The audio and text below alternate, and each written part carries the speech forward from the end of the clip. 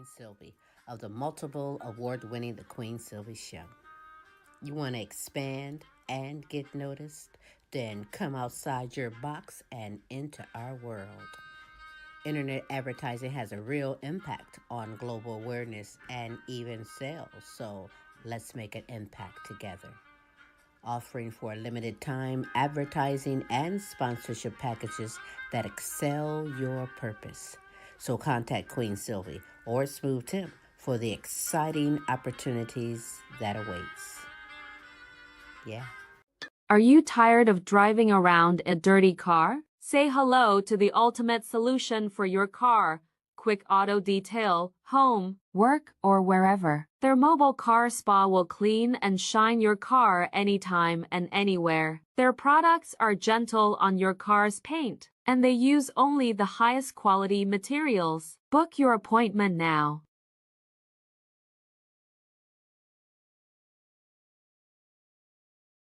Hey kids, how would you like to hear this on the screen instead of the great show you came to see? That's what you sound like. Honest. Please cooperate and do your part in keeping this theater quiet so everyone, including you, can enjoy it. Remember, lots of adults and kids, too, paid admission to enjoy the show. We must insist on absolute quiet. Oh,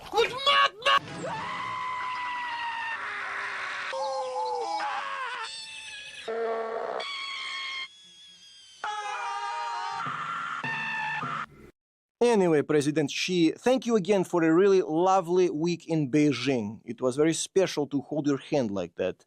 Uh-huh. Nah, don't worry about my phone charger. I left it. I'll just buy a new one. It's okay. It's... Oh, you're not gonna believe who's calling me again. Yep, you guessed it. Let me call you back, okay? Okay. Hello? Hello, Vladimir. It's time again. Deadline time. I am once again asking you very strongly to end the war in Ukraine. No. God damn it.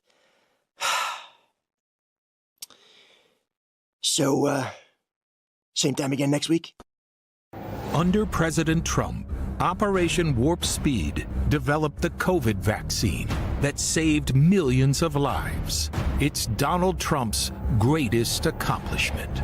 No medical breakthrough of this scope and magnitude has ever been achieved this rapidly, this quickly, and we're very proud of it. Now, RFK Jr.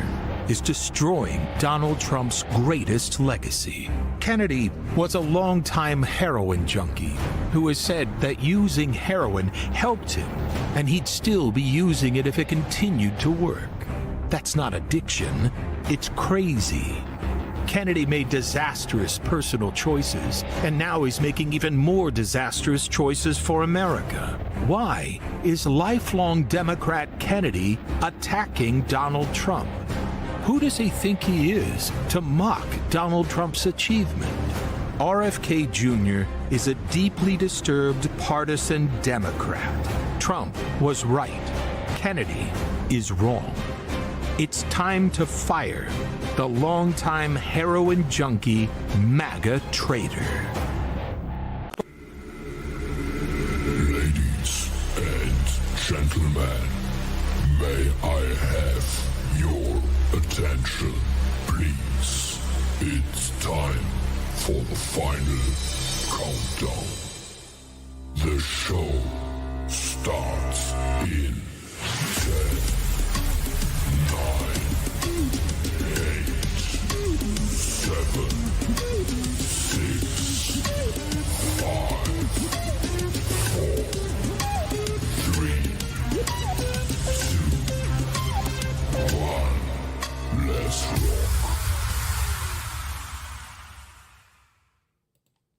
Hey, it is Smooth Tim. Thank you for dropping by and spending another hump day with me on Tim's Tidbits, where we can discuss and maybe chuckle a little bit, hopefully, at some of the craziness that's going on around the world. And there's been a whole lot going on in the past week. Still things going on over in Israel with their war with Hamas, and in fact, Israel launched a drone attack that actually went into the country of Qatar. Yes, the same Qatar that gave that little gift, $400 billion jet to Trump. Anyhow, we'll see. And then they're an ally of ours, rather, and so is Israel. So now we've got an ally that launched a drone attack against another ally of ours, Qatar. And it was specifically targeted into their embassy district, where they're having the peace deal talks or the ceasefire deal talks between Israel and Hamas. So that shows you how much Netanyahu really wants to have a peace deal brokered there. Russia and Ukraine, yeah, they're still launching missiles back and forth as, you know, the day after Trump and him met in Alaska intensified, and it hasn't slacked up since. We'll talk a little bit about that. Oh, hey, an interesting thing. Rocket Man Kim Jong-un, he was able to successfully launch a ICBM missile, or intercontinental ballistic missile. That's real good news. And they are the fourth country in the world to be able to do such. So keep an eye on Rocket Man. So now they've got a weapon that could actually reach the United States, no problem. Oh, also, what else is happening? Oh, yeah, I don't know if you've seen that on the news. China and India buddying up and talking trade deals back and forth because of the 100% tariff that Trump put on them. So, yeah, he just keeps making enemies around the world for us. So we'll see what's happening in China, India, yeah, North Korea, China. It's crazy, folks. But anyhow, let's get into something a little bit more interesting that's happening domestically. How about that? Well, maybe not so domestically, because this happened actually outside of Venezuela, and this is all part of Trump's war on drugs. And he actually emboldened the military enough to take out a suspected, that is the terminology that's put on it, because there's nothing left, I guess, to really tell heads or tails if they did have drugs on board. But he gave them the military authorization to take out a suspected speedboat that they thought was carrying drugs out of Venezuela en route to the United States. But check out this video. You're gonna we're gonna get into war someplace, folks, and I guess he's just sparking it off all over the world for us. It's the usual Trump chaos. He made another announcement that got kind of lost about a military strike in international waters. We just, over the last few minutes, literally shot out a boat, a drug-carrying boat, a lot of drugs in that boat. We have a lot of drugs pouring into our country, coming in for a long time. And we just, these came out of Venezuela and coming out very heavily from Venezuela. A lot of things are coming out of Venezuela, so we took it out. The president later posted a video of that strike to social media. Trump said he had ordered, quote, a kinetic strike against positively identified Tren de Aragua narco-terrorists. He added that 11 people on the boat were killed. Trump claimed the boat was transporting illegal narcotics heading to the United States. Now, here's a map of where the United States is. That small boat was attacked off the coast of Venezuela, which is over 1,000 nautical miles away from here. The United States was obviously well out of range of that boat. Secretary of State Marco Rubio, on the other hand, defended the strike by saying the vessel's destination was probably Trinidad or another country in the Caribbean, which, of course, makes more sense on the map. I mean, Trinidad's only 10 miles from Venezuela by sea. But again, that too is more than 1,000 miles from the U.S. mainland. Who knows where the drugs, if they were there? We're going to go next. This morning, Secretary of Defense Pete Hegseth was doing a victory lap, promising more military strikes on narco traffickers, narco terrorists. But now, as we learn more details of the attack, I have to say, this is an enormous scandal that is unfolding right in front of us. We'll see how they respond. This civilian, non-military boat, even if they were committing a crime, was not struck in self-defense. No weapons were evident. Whoever struck it, and the U.S. has shared no details of that, didn't try to disable the engines or to board the craft. They just summarily killed everybody on board. This morning, in what U.S. officials call a highly provocative move, the Pentagon says 2 Venezuela military planes flew near a U.S. Navy ship. It appears to be a show of force days after the U.S. military attacked this boat in the southern Caribbean, allegedly carrying drugs from Venezuela, killing 11 people. The Pentagon last night claiming the Venezuelan flights were designed to interfere with our counter-narco-terror operations. It's a war on killers. It's a war on terrorists. Just yesterday, Secretary of State Marco Rubio in Ecuador expanded the administration's crackdown on drugs flowing out of Latin America, designating 2 Ecuadorian gangs as foreign terrorist organizations and vowing to carry out more attacks on drug cartels. That city right there, Guayaquil, Ecuador, is at war. Rival drug gangs fighting between themselves and the government, vying for supremacy in what has become one of the most important hubs in the global cocaine trade. The U.S. Navy recently deploying 8 ships to the Caribbean and Pacific. Defense Secretary Pete Hegseth comparing the drug cartels to al-Qaeda. A foreign terrorist organization poisoning your people with drugs coming from a drug cartel is no different than al-Qaeda, and they'll be treated as such. Interesting. See, they have no real evidence, that solid evidence, or I don't know how you're going to provide that the 11 people on board were, actually transporting the suspected cocaine en route on its way to the USA. Yeah, that's interesting. And then they wonder why, Venezuela showed a little bit of a show of strength by doing a flyover. It's like, get the hell out of our waters. So, yeah, understood. 100%. Anyhow, hey, very top of the show, and we was talking it through the monologue. I mentioned Russia, Ukraine, and how things stepped up immediately the day after Trump had his meeting with Vladimir Putin up in Alaska. And then I think the following, was it a few days later, then he's meeting with, the leaders out of China and India, and they're talking, especially, I think we talked about that last week as far as that natural gas pipeline that they want to tap into. But anyhow, let's see what's still happening in Russia and Ukraine and how Trump is brokering that, ceasefire, peace deal, whatever we're going to call it, so these people will stop lobbing bombs at each other, maybe. Russia launched its largest air attack on Ukraine since the start of the war, the Ukrainian Air Force said on Sunday, counting more than 800 drones and 13 missiles fired at targets across the country. Authorities said it killed at least 4, including 1 baby, and set fire to the seat of government. Ukraine's Prime Minister Yulia Sviridenko said it was the first time the main government building in central Kyiv had been hit. In a video said to be recorded from the inside of the damaged building, she said it showed Russia was not seeking peace and called on allies to help beef up Ukraine's air defenses. Elsewhere in the city, residential blocks were also struck, where officials said an infant's body was pulled out from under the rubble. Russia's defense ministry said it had carried out strikes on Ukraine's military-industrial complex and transport infrastructure, according to the TASS news agency. Both sides deny targeting civilians. Ukrainian President Volodymyr Zelensky said he spoke with French President Emmanuel Macron after the attack, coordinating diplomatic efforts and next steps. European allies have vowed to stand by Ukraine politically and militarily, but concrete offers of assistance are still being discussed. Russian President Vladimir Putin has pushed back on calls for a ceasefire, emboldened by strengthening relations with China. US President Donald Trump said on Sunday he is ready to move to a second stage of sanctioning Russia, but stopped short of saying what that entails. Trump has expressed growing frustration with Moscow, but despite repeatedly threatening further sanctions, he has so far resisted making the move. Mm-hmm.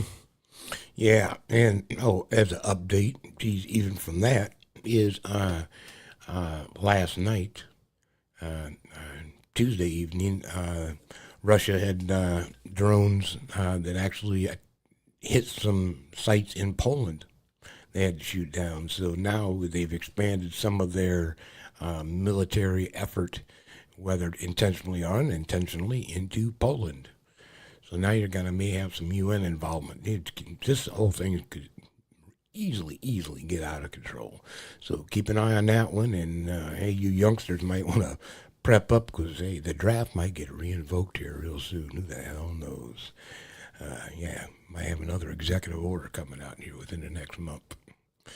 Anyhow, hey, let's get into something about our Health and Human Services Secretary, RFK Jr., the anti-vax person who's trying to take care of our health. And last week he was up on Capitol Hill and was a little bit of explaining to do for why he is taking so many dollars away from vaccine research and making it so difficult now for individuals to, if they choose to or elect to, voluntarily to go get a vaccination, whether it be flu vaccination or COVID vaccination. But let's take a look at what happened to RFK Jr. when he was grilled up on Capitol Hill. Most Americans are going to be able to get it from their pharmacy for free.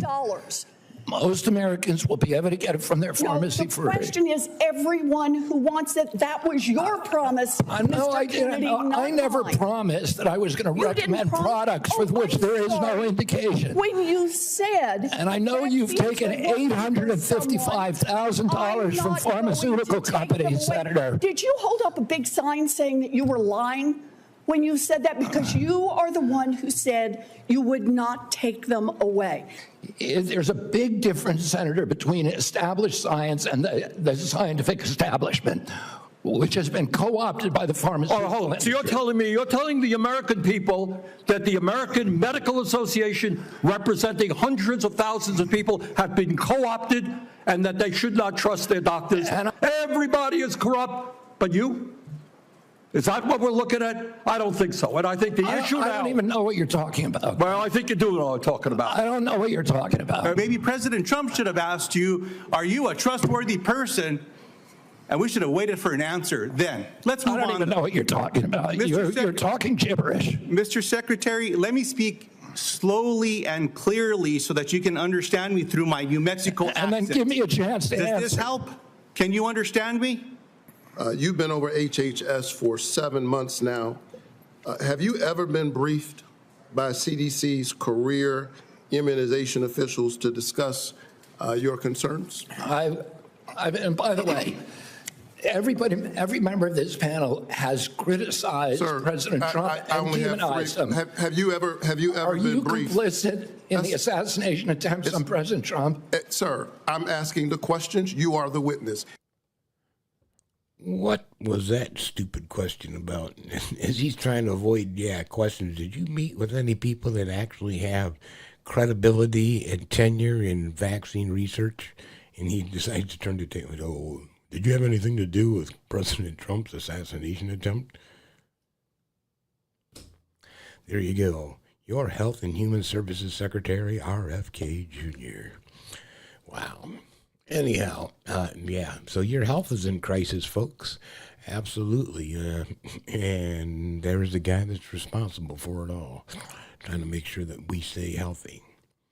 Anyhow, speaking of crisis, as the baby boomers, I get to be one of those, start to get into the retirement age, we may be on a fixed income, whether it be Social Security or some other type of investments that we have made, or retirement from a company and or state. But in any regards, it is getting more and more difficult, especially since you are on a fixed budget. You can't go in and ask the boss for a raise. You're going to get the percent or 1.5% that they may give you through Social Security. Otherwise, you may have to get a part-time job at McDonald's or something to subsidize some of the ever-growing costs that we're enduring here in the U.S., and especially it's hitting the seniors when it comes to the housing market, or, where am I going to plant my butt for the next few years of my, what are they going to call that, my golden age? But check this out. None of us worked our entire life just to be forced out onto the streets and be homeless. In a state known for beaches and leisure, experts say there's a darker side. My back finally gave out on me after abusing it all my life. This man moved to Florida 7 years ago. I didn't like leaving all my family and friends behind, but I had to take care of myself. Retirement took him to Lake Griffin Isles, a 55-plus community in Fruitland Park, sold in 2022 to Arizona-based Legacy Communities. The lot rent went up from $263 a month to $600 in 3 years. For you? Yes, for me. He's been living on Social Security and his income through a part-time job. When I took the job originally down here, I did it for something to do, to be helpful. That's really what I did it for. It wasn't about the money. Well, now it's about the money. He says without new amenities, lot rent still increases. And now he worries about becoming homeless. I don't know what I'm going to do. And I'm being totally honest. I'm still trying to figure out what I can do. For nearly 2 decades, Vernon Wedge worked security at Dillard's department store. He had 2 kids, a 401k. But when his eyesight went at age 69, the Arizona native found himself out of a job. Money ran out. We got a shopping cart and hit the streets. He was homeless for the first time in his life. So those are the little shower spouts. On a 107-degree day in Phoenix, he showed me what he had to do to keep himself, his adult son Grant, and their dog alive. The safest place was a local church where they slept for months. On those nights when you were sitting looking up at the cross, what were you thinking about? Trying to have God talk to me and tell me everything is going to be okay. Save my son, my dog. Help me.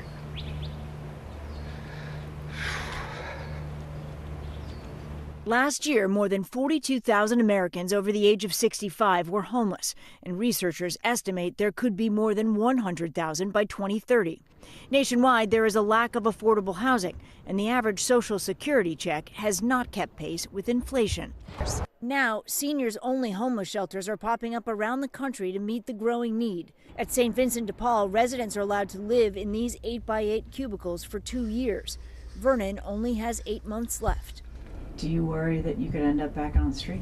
Yeah, at times. My vision getting even worse. I don't think I could do the street again. Oh, outside. Now 73 years old, he's still searching for a permanent home. Come on, buddy. Wow, isn't that sad, folks? Tell me that is not sad. Wow. Yeah. And yeah, that one guy's lot ran up 300% after the other company bought it up. And that's happening a whole bunch. I see these advertisements on TV, you want to sell your home, and these big companies buying up these homes, and especially in certain areas. And they're able to jack up the rent to where they become unaffordable for your lower income individuals. And keep an eye on this. That's going to become a crisis, for seniors and lower income individuals. And where am I going to find a place that I can actually call home? Anyhow, hey, let's get into another thing that I came across, and that is, we know that the Constitution affords us the freedom of speech. And I seen this on the internet, and I just wanted to share it with you. And sometimes, can you, where does freedom of speech, draw a line when it starts, does it promote hate, violence? We see it all the time in your various hate group organizations, and sometimes even an individual's yard signs can become a freedom of speech topic. And check us out and let me know what you think. They're not your typical political lawn signs. These homemade ones have some vulgar language that we've blurred. I see it right coming down Route 12 on Run 01 too. The signs we can show you say, "You wanted the felon," "Rage against the regime," and "Trumpstein, release the evidence." They sit on and around a home on Upper Maple Street in the Dayville section of Killingly. Definitely not respectful. They've got people in this quiet town talking. At the end of the day, It's their property. It's their right. The house is a few hundred yards from the Killingly Intermediate School. School buses pass by it every day. If anything, it shouldn't be around the schools, anywhere around the school. Now, the town manager said the police department and zoning department has received multiple complaints about these signs, but ultimately it comes down to this resident's First Amendment right. In a statement, town leaders wrote, after thorough review, we must clarify that the content of the sign is protected speech under the First Amendment of the United States Constitution. The First Amendment guarantees the right to free expression, including political speech, even when it is controversial or offensive to some. But things escalated over the weekend when, according to the Day newspaper, pictures circulated social media showing the man they say put up the signs carrying a firearm outside on his front lawn and roof. People we spoke to in the area are split on the controversy. There is that First Amendment to allow you to have freedom of speech, but it's out of respect, mainly. We just have to remember that people can have their opinions, and unfortunately we can't change that. And if you have an issue with something that someone's saying, you can put up your own thing. The resident told The Day that he put out this display as a way to voice his views after being shut out of online forums. Our attempts to reach him were unsuccessful. Interesting perspectives on both sides. See, there's always two sides to every story, you know. Where do you draw the line in the sand and say, you know, now you're starting to cross the line, but that becomes offensive, or that actually, promotes violence or perpetuates some other type of act. Who knows? Anyhow, hey, as we talked about last week, too, that we seen ICE making some raids all over the place. They made a raid in some farm fields. You see the guys scattering and running I think I was in California. But in any regards, they're keeping it up, and they made a big raid down in Georgia. They went to a Hyundai plant down in Georgia, as a matter of fact, executed a search warrant at the Hyundai plant, and made 475 arrests and taking people into custody. ICE at work. 475 people detained by immigration officials at a Hyundai manufacturing site in Elabel, Georgia, Thursday, just west of Savannah. The ATF Atlanta offices posting these images on social media, saying they were there to assist. This has been a multi-month criminal investigation where we have developed evidence, conducted interviews, gathered documents, and presented that evidence to the court in order to obtain a judicial search warrant. Department of Homeland Security officials say this was part of an ongoing criminal investigation into allegations of unlawful employment practices and other serious federal crimes. DHS saying it underscores the commitment to protecting jobs for Georgians, ensuring a level playing field for businesses that comply with the law, safeguarding the integrity of our economy, and protecting workers from exploitation. There are no criminal charges being announced today. More than 24 people detained are South Korean. The country's foreign ministry voicing, quote, concern and regret over the incident at the plant, which is run by South Korean companies, saying individuals' rights should not be unfairly infringed upon. Meanwhile, in upstate New York on the same day, at least 40 people were detained at a factory that makes specialty. Like I said, they're great people. Love every single one of them. We can't do what we do without them. I won't support any effort to separate families. I think it's appalling. I have said all along, I will help the federal government remove people who are threats, that are violent criminals. This is what the president promised during his election. This is what we are told. Go after the worst of the worst. That's all we heard about. Right? That's all we heard about. I'll go after the worst of the worst. And you see them yanking people off of farms. You see them yank them out of factories, and they're hardworking, contributing individuals. And they may be illegal, and they may have negated the process that they should have, and make them go through the process. And as long as they're contributing to society, what's the problem? Anyhow, we'll talk about that a little bit later. I think we're going to talk about some job numbers. But anyhow, hey, let's jump across the sea real quick. And as Trump is making sure that we could offend as many allies as possible, Japan, their prime minister, happened to resign from office. A lot to do with their economy and a lot They're going through the same thing we are. And, why does that matter? Because Japan is an ally. They are a democracy, not a dictatorship. So it's important, they maintain that, and we help them maintain that. And it's important that we maintain trade relationships with them because we utilize each other's resources. But anyhow, hey, let's take a quick look at what happened over the last week.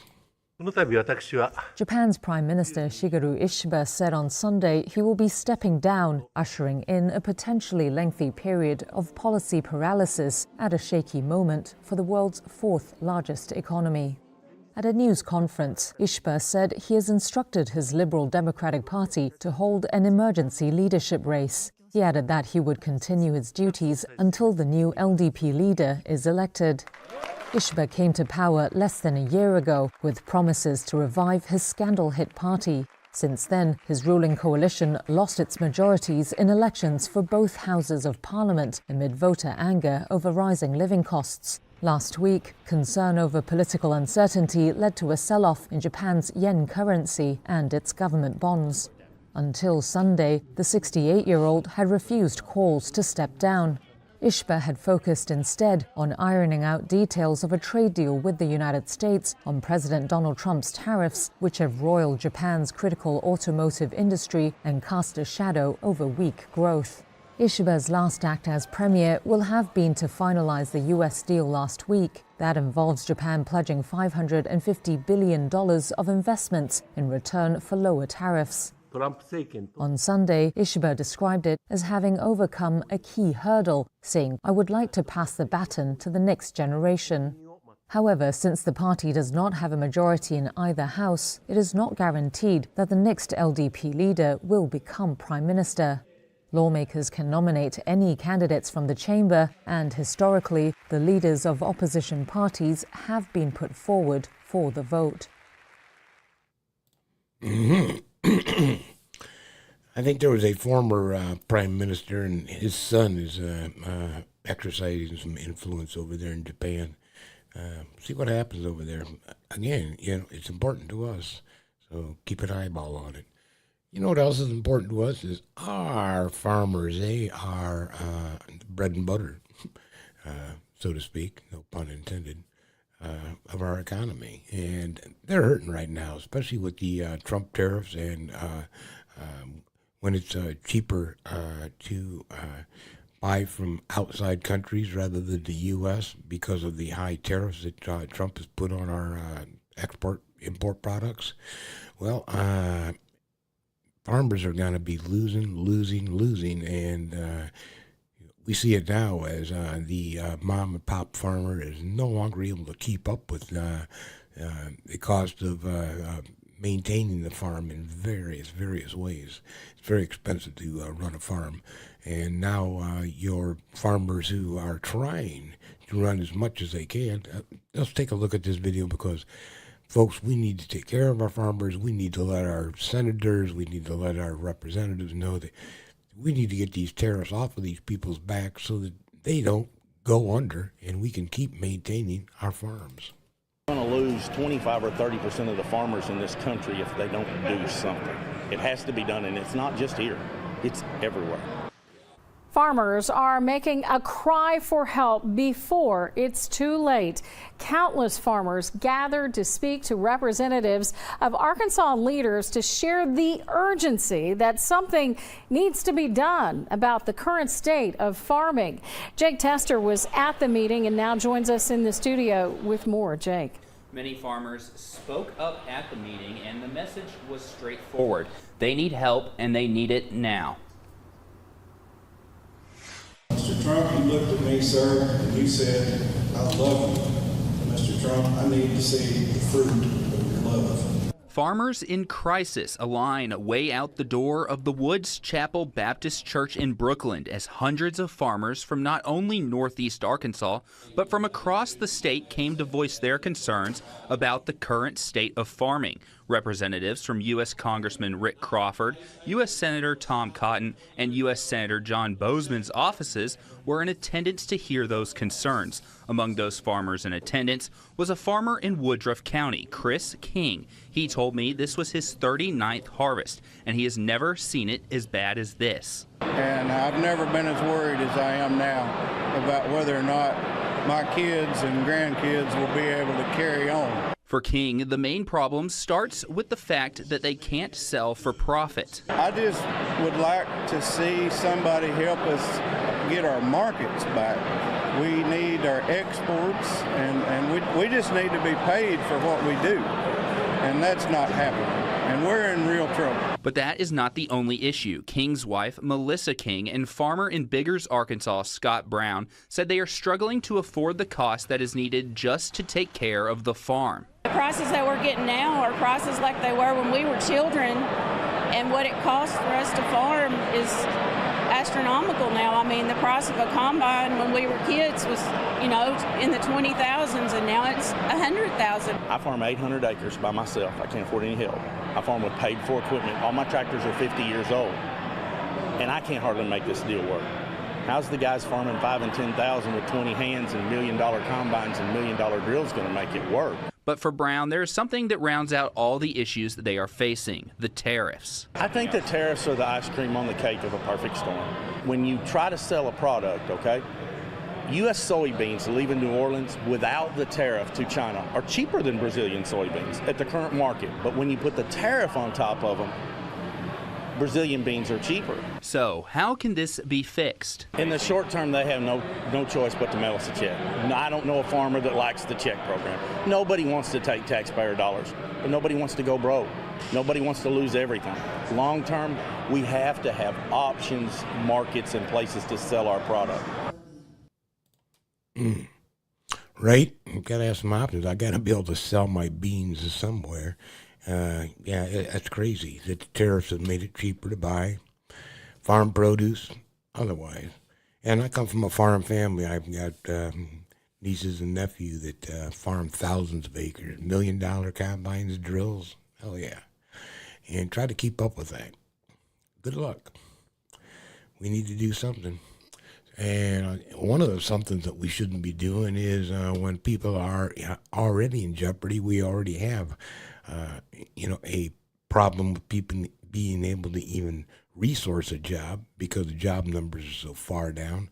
And besides, if you happen to be a single mother and you are relying on these SNAP benefits, which we're going to be talking about, it makes it even more difficult if they're going to reduce your amount of benefits and put more restrictions on it.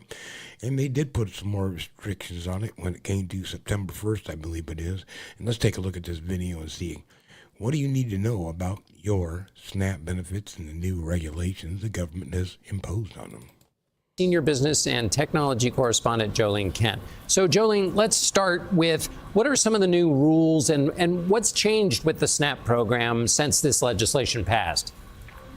John, we're going to start to see these changes rolled out over the next couple of years. New work requirements went into effect on Labor Day. And the biggest change is that non-disabled adults without independence have to fulfill a work requirement until the age of 64. That's 10 years longer than the current 54-year age requirement. And we've also seen some exemptions also removed for some parents. So as we zoom out, that 2.4 million figure that you cited, those people will lose their SNAP benefits according to the CBO, and that's an estimate. And that includes hundreds of thousands of families with kids. And families across all 50 states could lose an estimated $72 to $231 a month. And if you think about that, that's a major hit when it comes to your weekly grocery budget. Multiple food banks in the metro areas across the U.S. are also, they're bracing for an increase in need. We're going to see a double whammy when it comes to cuts in SNAP benefits, plus food prices continuing to remain high with inflation so stubborn, John. And what happens then to the stores that give service these customers? Yeah. Yeah, John, we expect to see both a positive and negative impact on the big box retailers. Overall, you could see spending go down because of the SNAP cuts. Last year, Americans redeemed about $61 billion in SNAP benefits, and half of that amount was estimated to have been spent at Walmart, Kroger, Costco, Target, and other major retailers.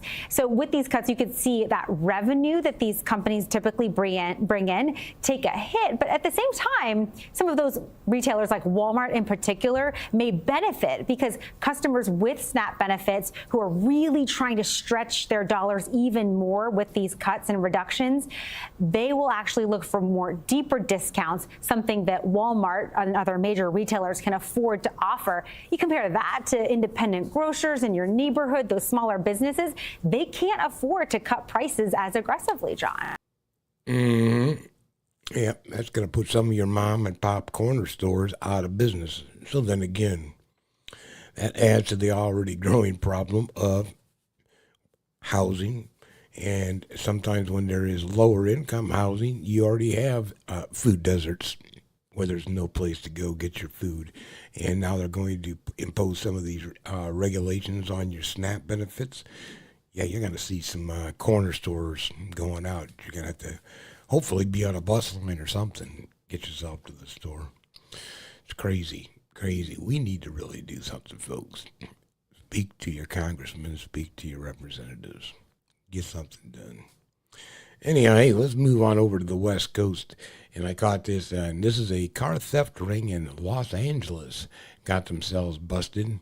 And apparently it took some time because they were a little bit ingenious about how they did this, and a lot of the vehicles nowadays are equipped with some type of tracking device, whether it be low jack or something else.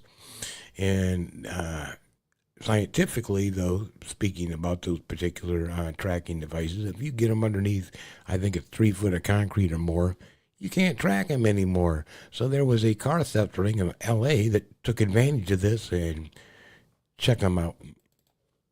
Matthew. Well, Marla, it sounds like something almost out of a movie. Thieves using tunnels to hide stolen cars and then take them apart. One man says it's happening all the time. Out of sight and off the grid. A Fox 11 exclusive into the Whittier Narrows, a place one man claims stolen cars disappear. How frequently are stolen cars ending up right here? I would say on average at least once a week. He works along the dam and isn't showing his face out of fear of retaliation.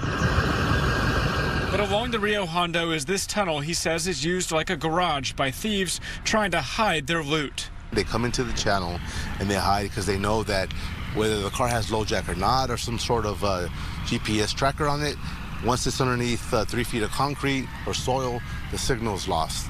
Just 2 weeks ago, Skyfox was above this wild police chase in Pico Rivera, where a man in a stolen truck used the exact same tunnel to get away. For me, seeing it, it was just another business day for them. You were not surprised? I was not surprised at all.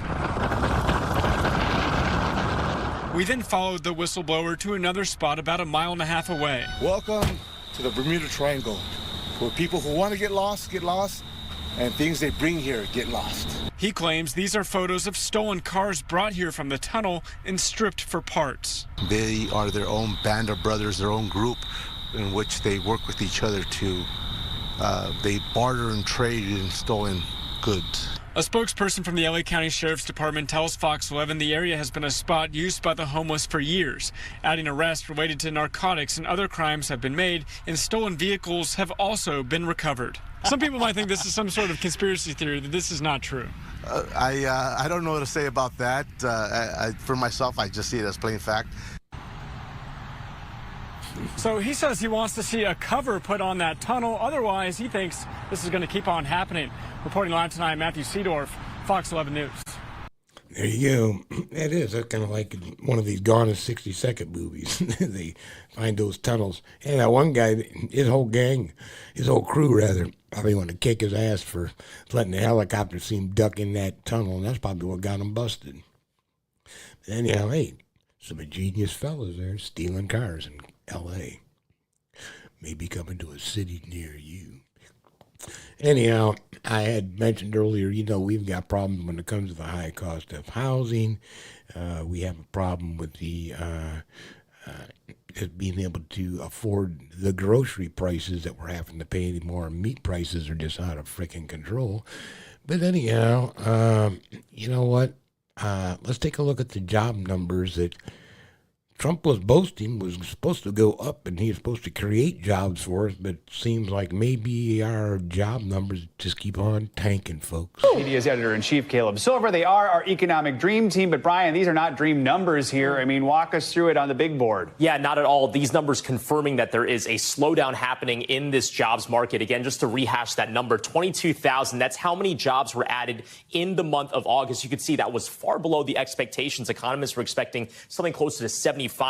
So really that number just looking like that. And you can see that is much slower than some of the over 100,000 K job a month paces that we had seen in the later parts of last year and the beginning parts of 2025. Now, I want to point out revisions, because this is essentially what got the last Bureau of Labor Statistics commissioner fired after the last report. Again, what we're looking at here were the gray bars are showing what was initially reported. The blue bars, what was then it was revised to. You can see just how sharply they were revised down in the last month's report. But again, we got revisions for this one as well. And not only do the June numbers, according to this new update, look worse compared to what we saw in the last recorded month, they're now saying that the June numbers on a second read was even lower than we thought. It was a contraction of, get this, 13,000 jobs. In fact, we didn't even account for that on this chart because we have not seen a negative number in any month in terms of non-farm payrolls added since 2020. Again, not a good comparison there. The July numbers were revised up a little bit to 79,000. But again, when you consider, or rather, that's a little bit closer to here. But again, these numbers are nonetheless very alarming when you consider that this is a jobs market that is slowing. And I want to point out that Trump doesn't even have his own person in at the Bureau of Labor Statistics. It is an acting director while he tries to get his nominee through the Senate. So there you go. There's the facts. Job numbers are down. In fact, they tanked way the hell out. And, yeah. I wonder if the interim guy that revised the job numbers, if he's going to get fired too until Trump can appoint somebody who will lie for him. Who knows? Anyhow, hey, let's end this part of the show on a little bit of a high note. How about that? And in fact, let's see what's happening when it comes to what millennials and more along the lines of what baby boomers are doing when it comes to the cannabis industry. Let's take a look, folks, shall we? Don Searles is going to a party and doesn't want to show up empty-handed. Now, son, in goes peanuts. So he's making peanut brittle using an old family recipe with a modern-day twist. But now you got a new ingredient. Yeah, we added the marijuana, yeah. The party Don's attending is an old-school pot party. Although this one has a new wrinkle. It's at the Trilogy Retirement Community, an hour east of San Francisco, where lately the golf course has a new competitor for popularity. This is the old style of rolling a joint. Cannabis. Gail Crawley, the host of the party, is 74 and not at all surprised by some new numbers. Between 2021 and 2023, cannabis use among Americans 65 and older went up 46%. Does that surprise you at all? No. Why not? Because cannabis is a good solution to a lot of medicinal issues.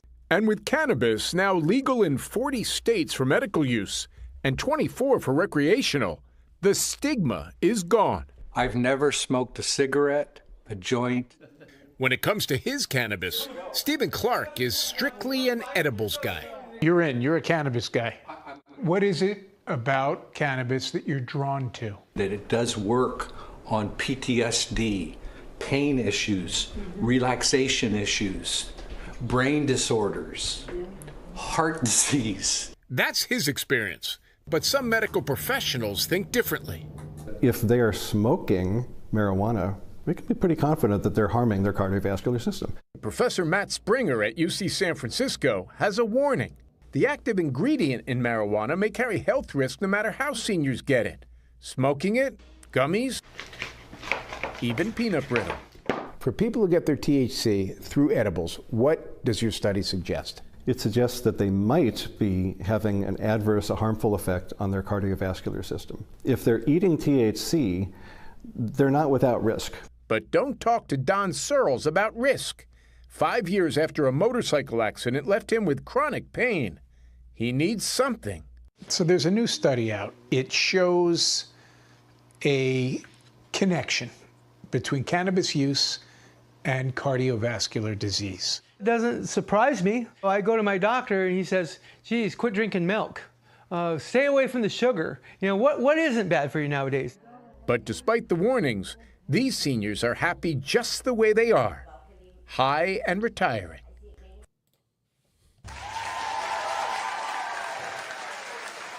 That's right, folks. That's right. High and retired. Anyhow, thanks. Wow. It's amazing. What a jump. What a huge jump in the actual use. And a lot of it, yeah, baby boomers. I mean, we grew up in a generation that it was acceptable and no big deal if you smoked marijuana. Some of the other harder drugs, yeah, I got some real issues with that. Marijuana, come on, get real. Anyhow, hey, let's move on, folks, to one of the parts of the show that I like to share with you. And that sometimes you have to look at what's going on around you and say, seriously, dude, what the fuck? And this what the fuck moment I have two. One of them is if you're old enough, and geez, I was talking about baby boomers. If you're that old, you remember Evel Knievel and some of the crazy stuff he used to do. I think the craziest when he tried to jump Snake River Canyon on his rocket bike. But anyhow, I wanted to share this stunt with you. And have you ever seen a motorcycle jump in between two moving vehicles over a road sign? 15 seconds.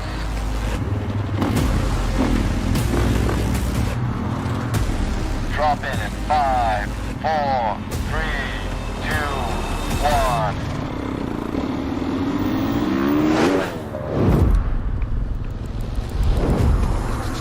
Oh my God!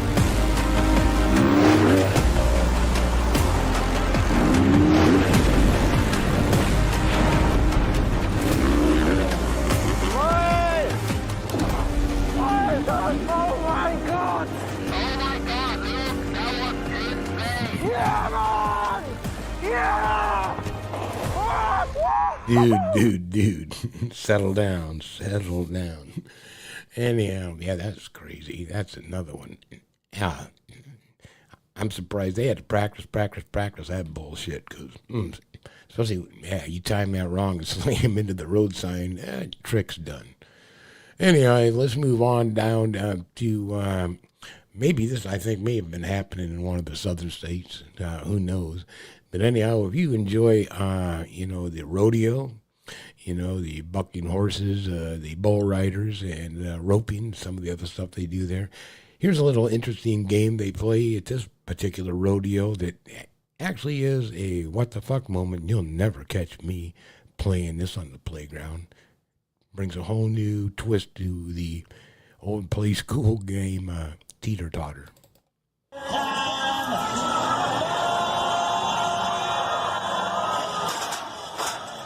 This one's kind of serious.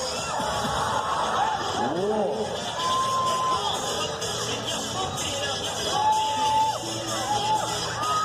Coming towards the middle. Now here's the thing. The guy on the opposite side is setting. I ain't gonna do that shit. That ain't gonna happen. Now right now it's Team White. We're gonna drop that down a little bit. Team Red has that opportunity now. Team White drop them down. You want to be the last one. And Troy gets him with a crossbutter.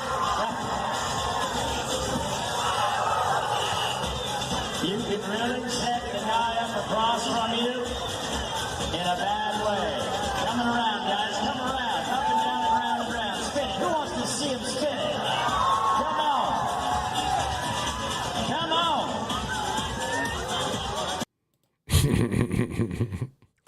So who's interested? I'll see if I can't get you signed up to, what did they call it? The Teeter Toro. Teeter Toro. That was cute. If you're interested in riding a Teeter Toro, let me know. I'll see if I can't get you hooked up. Anyhow, let's move on to another one of the favorite parts of the movie the show rather, that everybody enjoys, and that is who is going to win this week's Asshole Merit Badge. This week's Asshole Merit Badge does not go to an individual, no, folks. It actually goes to an entire organization, an entire company. I believe maybe a Fortune 500 company. I don't know, but let's see how this week Southwest Airlines earned Asshole of the Week. If you can't comfortably fit in a seat, meaning you need a seatbelt extender, or you take a part of another seat, you will have to buy an extra ticket, and it may not be refunded. If you can't squeeze into your seat, Southwest Airlines may soon be squeezing your wallet. I would rather prefer if Southwest could make like extra large or larger seats for like plus size people, you know. Starting next year, plus-size passengers who take up space in a neighboring seat will be required to purchase an extra ticket. It's a controversial topic, but the airline says the policy is intended to accommodate all passengers, and some say the policy is necessary. Our daughter had a plus-size person beside her, and she and her fiance could not really sit in their seats, so that was a long flight and was pretty miserable. Currently, travelers can buy an extra seat ahead of time and get a refund later, or request an extra seat for free. The new policy states the second seat will be non-refundable unless the flight has at least one open seat, both seats are in the same fare class, and you request a refund within 90 days of travel. But not everyone agrees with the new changes. People want more space or more room, then first class would probably be the more luxurious one, but other than that, I mean, it's kind of, you know that going into it. This is one of several changes Southwest is making. The airline also ended its open seating policy and added checked baggage fees. The policy takes effect on January 27th, 2026. Wow. So wait, is that actually hating on big-boned individuals? I mean, wow. Gonna charge you extra to take up for that seat beside you if you don't give the individual next to you enough elbow room? I mean, what do they do? File a grievance? I mean, that's gonna. I can imagine, you know, the firecracker that they've lit on that one. That's a hell of a fuse, because you know you gotta have people complaining, this person's taking up too much room, they're too fat, I want my money back, I want a refund, and what is it, 90 days? So, yeah, they're gonna rethink that whole policy, and it's just basically hating on big people. Unfair. Anyhow, hey, let's move on out of here, and I just want to thank you so very, very much for dropping by and spending Wednesday evening with me. I hope you enjoyed the show. I hope you got caught up on a few things that are going on around the world, rather, and I hope I was able to help you cope with it just a little bit better by poking some fun at it. In that light, I am out of here. I'm going to go and enjoy a nice weekend. I suggest you do exactly the same thing, and have a good one. Bye-bye now. It's a wonderful time to be a criminal. If you cozy up to Donald Trump, that is. Trump has been using his presidential power to shield his allies and donors from legal trouble, while his Department of Justice goes after his political enemies. Is this the same guy? I am your president of law and order. Who has he pardoned so far? Trevor Milton.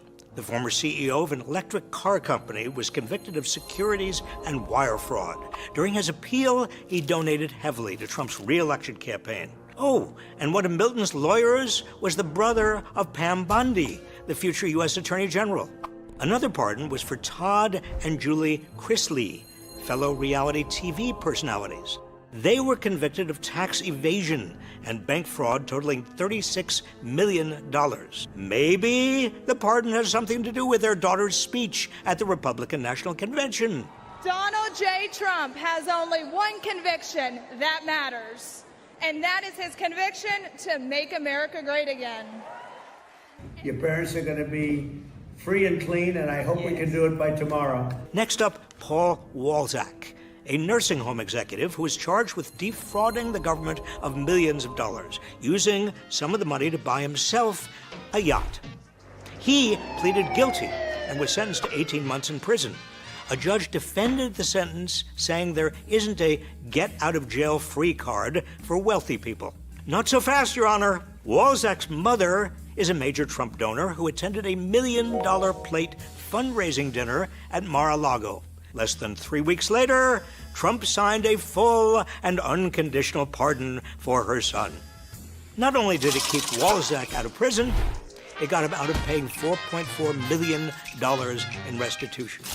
In fact, Trump's thumb on the scales of justice has erased roughly $1.3 billion in fines and restitution that pardon recipients would have paid their victims and the government. And it's not just individuals either. The Trump administration has paused or dropped investigations into at least 17 corporations that donated to his inauguration fund. You see the pattern? Do something for Trump, and maybe Trump does something for you.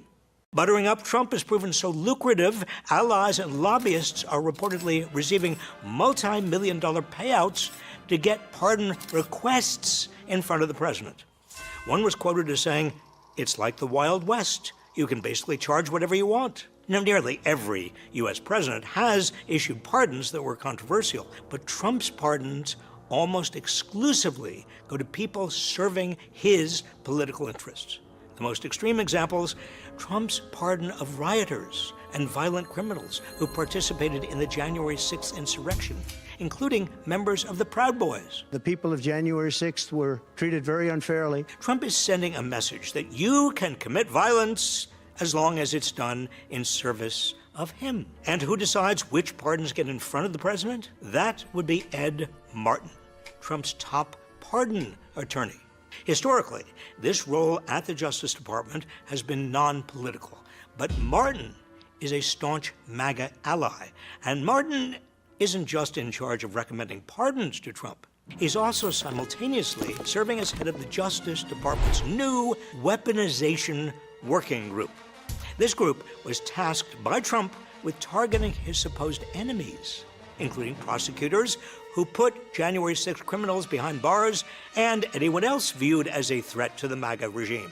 Trump is blatantly weaponizing the justice system to attack his political enemies, while rewarding his crooked allies and those who will commit violence on his behalf. So much for law and order.